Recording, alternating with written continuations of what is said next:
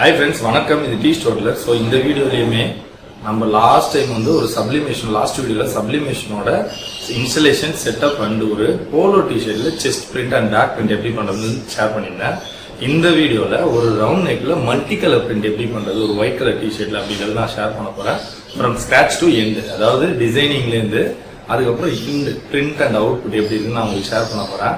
So இந்த video பிடிச்சா like பண்ணுங்க, ஷேர் பண்ணுங்க, கமெண்ட் பண்ணுங்க. நிறைய பேர் வந்து online and offline training informations எல்லாம் கேட்குறீங்க அண்ட் மிஷின் பர்ச்சேஸ் எல்லாமே.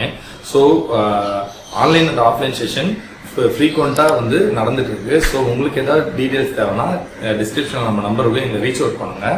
அண்ட் உங்களுக்கு ஏதாவது இந்த மிஷின்ஸ் ஆர் ஏதாவது எக்யூப்மெண்ட்ஸ் தேவைனாலுமே எங்களை ரீச் அவுட் பண்ணுங்க. We will sell it. ஓகேங்களா? எல்லாமே நம்ம கிட்ட இருக்கு.